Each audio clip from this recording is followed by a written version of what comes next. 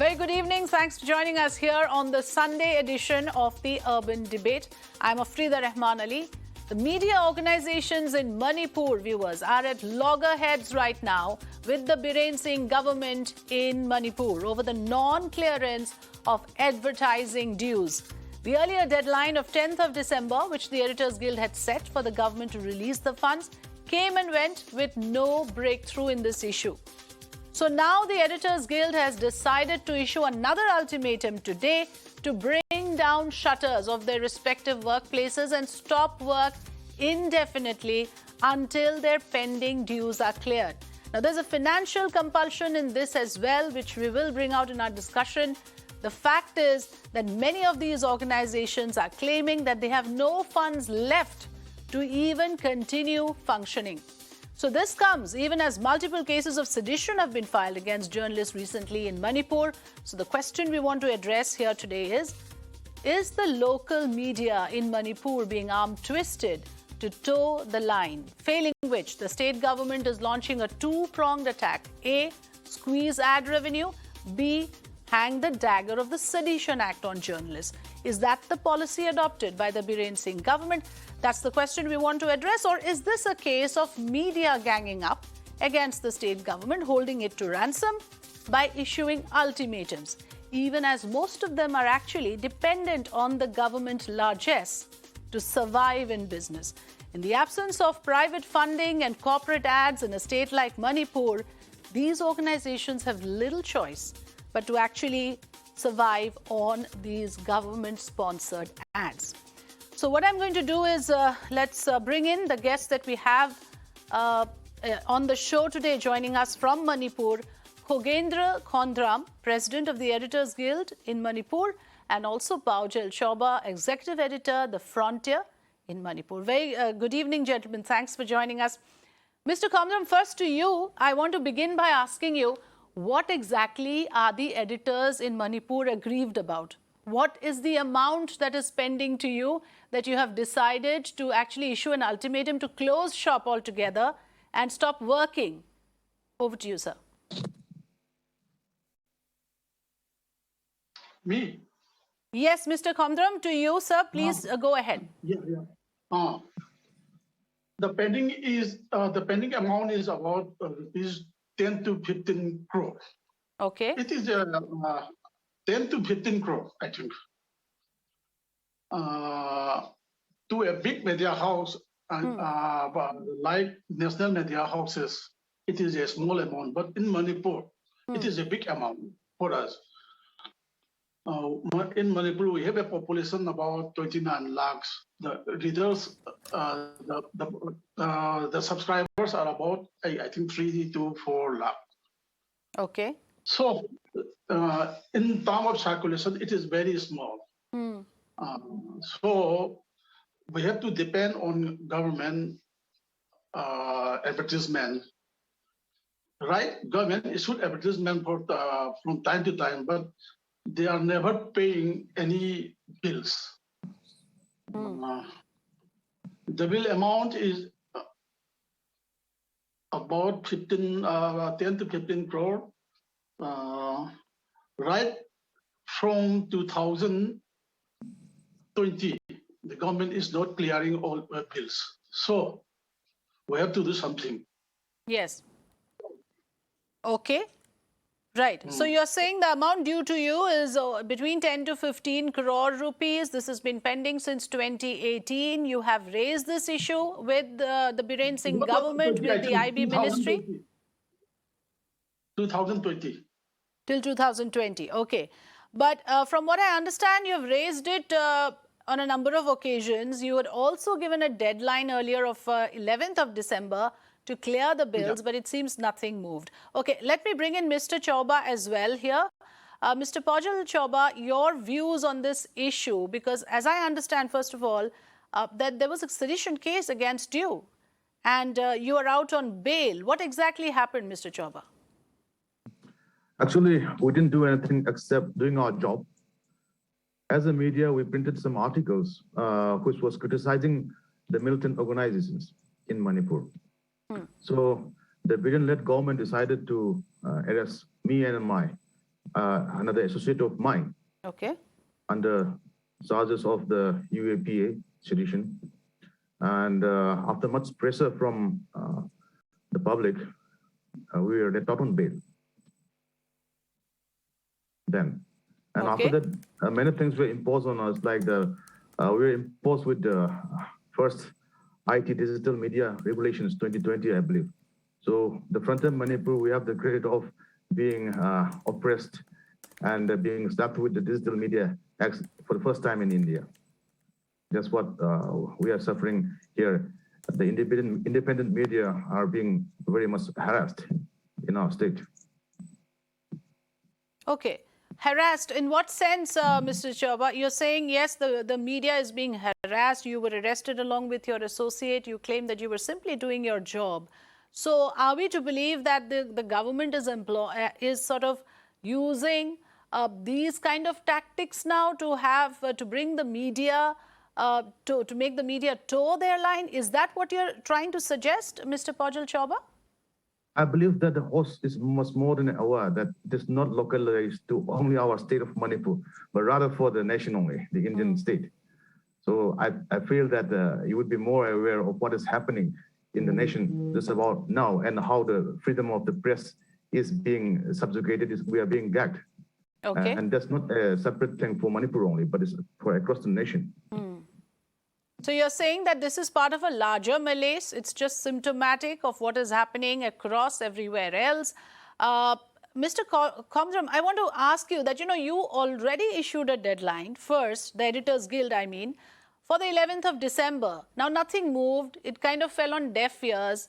Your demands were not attended to. What makes you think that this time issuing another ultimatum will help? What would be your plan of action?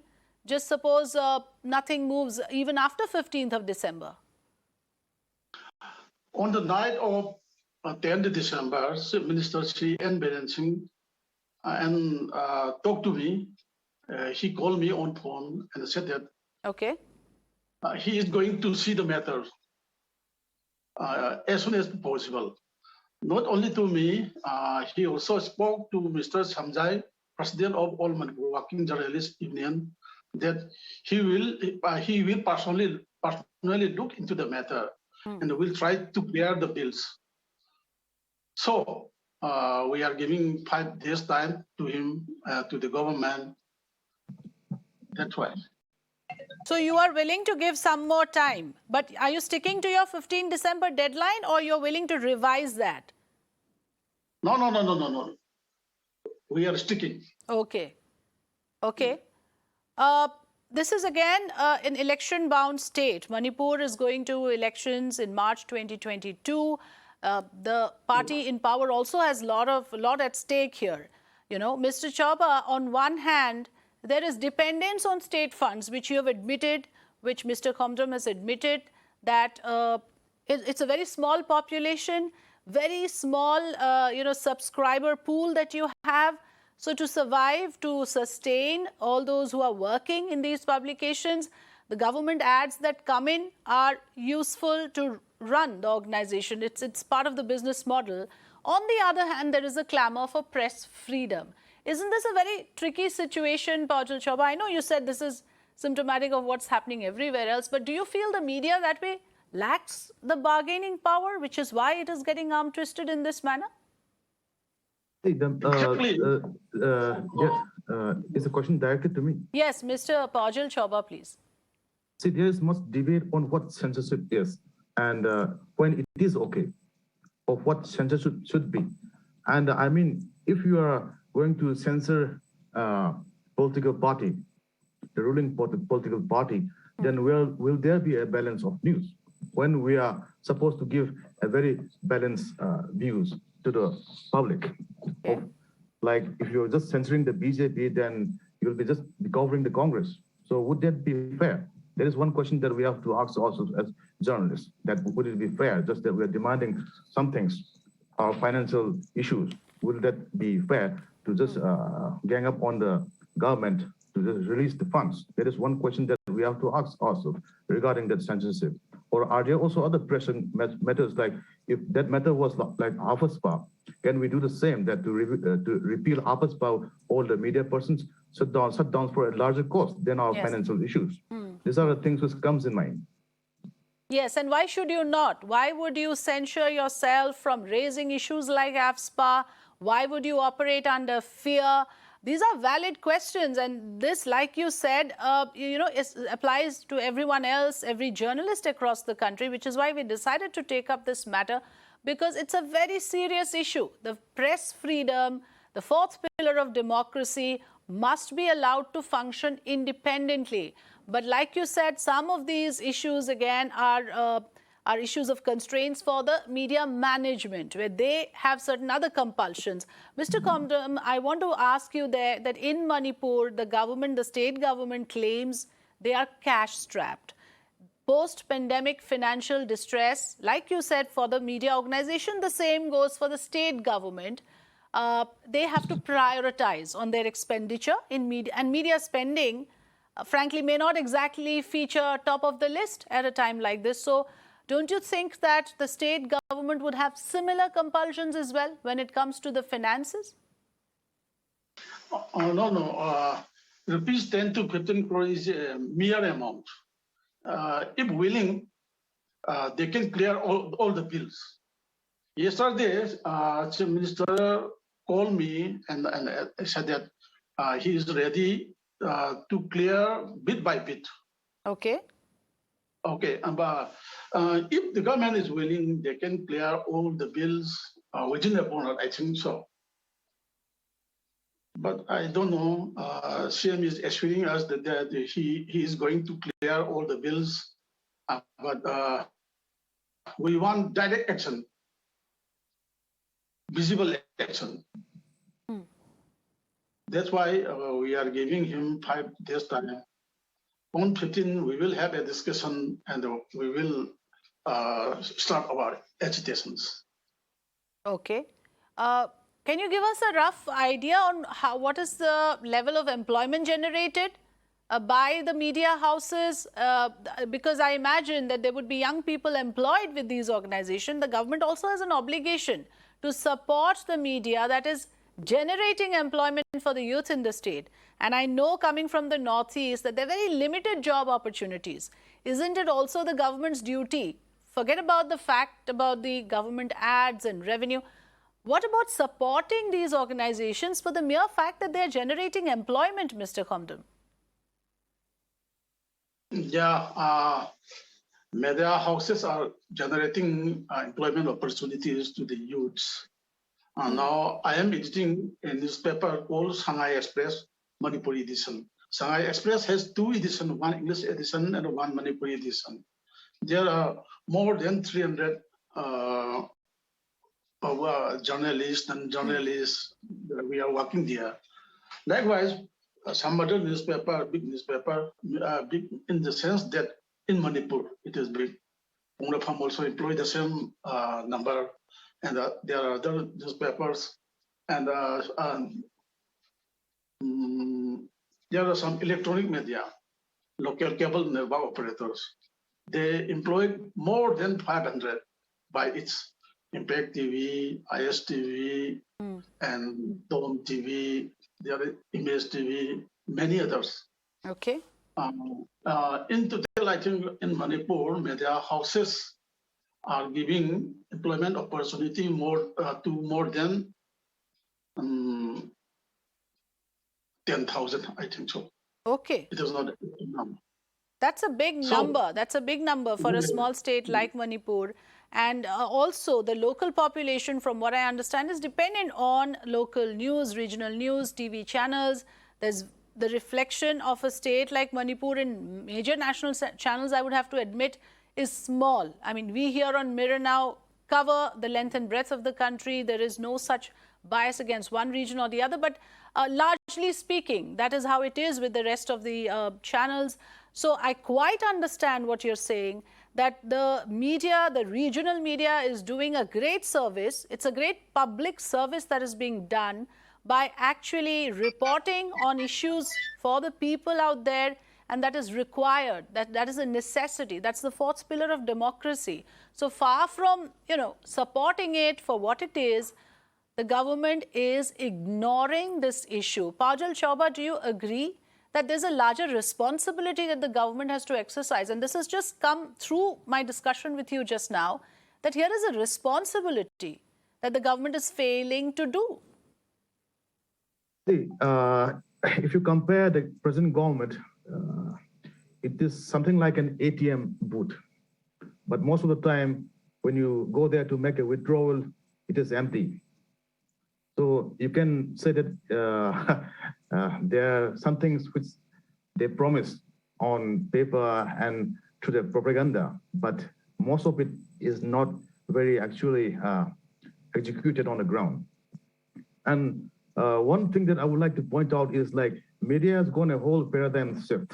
And see, if you are in the media organization basically to earn profit, that is one way of running the house. But if you're entirely dependent on the government funds, then it is also another question which speaks out clearly like how long can you be fair and how long will you be able to criticize government policies if you're entirely depending on the government resources. They are direct consumers, they are firms also, there is private advertising also. So there has to be some new method of business model which has to be put in place with the management. So I believe there are things that we have to introspect further on this censorship issue, because I basically run an independent news portal and we do not rely on government funds, but we basically on crowdfunding and on philanthropy, of course. And this is the whole thing that we should also deliberate on for the future of journalism in not only in the state of Manipur, but throughout India. For all of us, for the rest of India, and this is why it is important to discuss Manipur. The issue that is being taken up by the Editors Guild in Manipur is a valid issue that, like you said, applies across board. This is not a Manipur-specific issue. I totally agree with you. The press freedom, the media freedom is something we need to uphold in a democracy. I'll just take closing comments from the two of you. Khogendra Khamdam, you first, on what is your next step now? You're saying that the government has given you a patient listening and they are planning to release funds in a staggered manner. So are you happy with that? Are you going to call off the boycott that you announced today? I do not want to divulge to all, but on 15, we are going to meet, we means all Manipur Working Journalists Union, Editors Guild Manipur, Manipur Hill Journalists Union, and we will decide the course of action. Okay. But it will be a visible action. Okay. So 15th of December is the next date. We will, of course, keep a close tab on what happens on that front. Yes, go ahead, sir. One more thing. Shri N. Biren Singh, Honorable Chief Minister of Manipur, he was once a journalist, editor of a newspaper, local newspaper. I think he knows the situation we are facing now. So we are expecting something from him. Absolutely. Before 15. But if not, we are going to do something. Okay, that's a fair point. The CM of Manipur was a journalist at one time. So the least that you can expect is that he would understand the problems of a journalist and how they operate and what are the constraints that they have to operate within in Manipur. Paojel Chaoba, also, before I let you go, what is happening with the election scenario? Is this going to become an election issue? Press freedom, media freedom, freedom of speech and expression. Are the people, the public sentiment with you on this?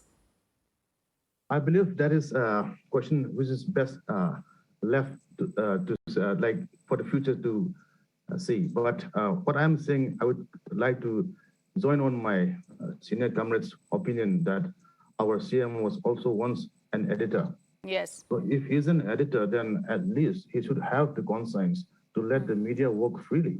Of course, management problems will come and go, but the basic fundamental rights of a journalist, he should be at least aware that even though we may be cash-strapped, he should let us, he should allow us to work independently and without fear of getting arrested and being thrown to jail for any unnecessary reasons, but for doing our job.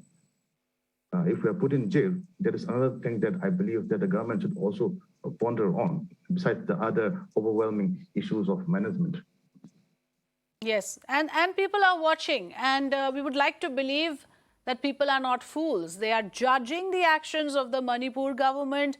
They will be up for elections next year, early next year. So these are important issues, and let me just put it very clearly.